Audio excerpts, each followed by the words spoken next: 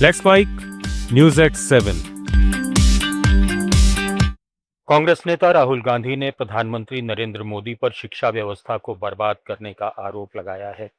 उन्होंने कहा कि सरकार विश्व गुरु बनने का दावा तो करती है, लेकिन देश में एक भी परीक्षा ठीक से नहीं करा पा रही है। राहुल गांधी का ये हमला आज सीयूईटी यूजी परीक्षा में कुछ केंद्रों पर तकनीकी गड़बड़ी के कारण देरी होने के बाद आया। एक्स पर उन्होंने लिखा कि नीट, सीबीएसई, एसएससी और आज सीयूईटी, 4 परीक्षाएं, 1 करोड़ छात्र, एक भी परीक्षा ईमानदारी से नहीं हो सकी।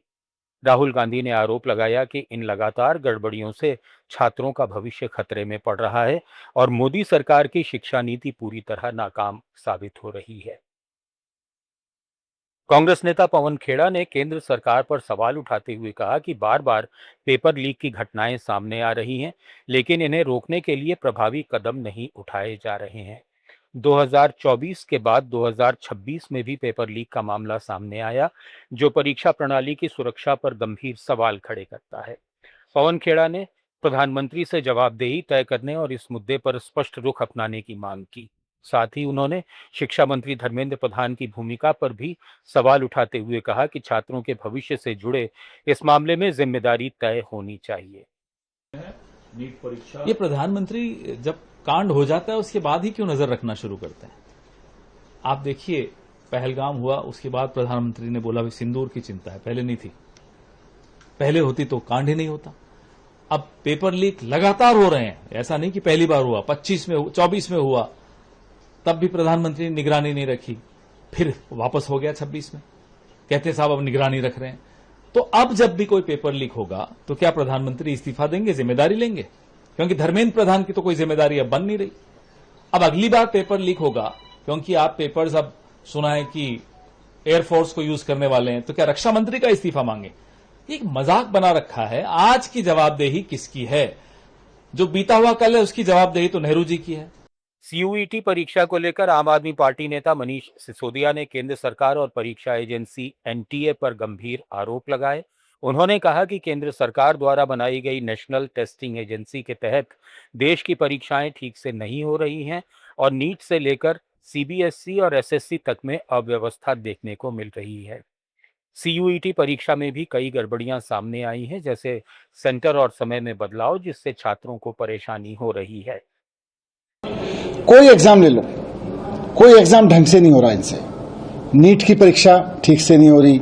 आपने अभी देखा कि सीबीएसई से लेके और एसएससी तक के एग्जाम में मोदी जी की सरकार पूरी तरह से फेल हो गई।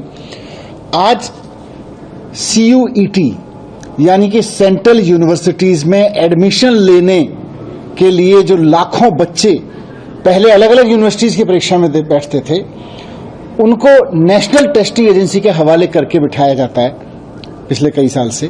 और आज ये देखने में आ रहा है कि एनटीए ने सीयूईटी टेस्ट का भी मजाक बना के रख दिया है। उत्तर प्रदेश के बिजली उपभोक्ताओं को जून में करीब 10% ज्यादा बिजली का बिल का झटका लगेगा। उत्तर प्रदेश पावर कॉरपोरेशन ने मार्च की बढ़ी हुई बिजली खरीद और ईंधन लागत की भरपाई के लिए 10% तक फ्यूल सरचार्ज लगाने का फैसला किया है। राज्य विद्युत उपभोक्ता परिषद ने इस फैसले का विरोध किया है और मुख्यमंत्री योगी आदित्यनाथ से पूरे मामले की जांच कराने की मांग की है। परिषद का आरोप है कि पावर कॉरपोरेशन महंगी बिजली खरीदकर उपभोक्ताओं पर अनुचित बोझ डाल रहा है और पुराने बकायों की वसूली भी चुपके से की जा रही है। अयोध्या के सपा सांसद अवधेश प्रसाद ने मीडिया से बातचीत में कहा कि स्मार्ट मीटर सबको तबाहो बर्बाद कर देगा। उन्होंने तो जो स्मार्ट मीटर लगाया है उससे 10% नहीं 100% हो गया। सबसे पहले तो जो स्मार्ट मीटर लगाया गया है उसको निकाला जाए, निकाल लिया जाए, अन्यथा ये मीटर तबाह बर्बाद कर देगा। न्यूज एट 7 में फिलहाल इतना ही। जुड़े रहिए लेट्स माइक के साथ। आप सुन रहे थे let's mic more than radio. Follow कीजिए हमें हमारे सोशल मीडिया प्लेटफॉर्म्स पर। आप सुन रहे थे लेट्स माइक।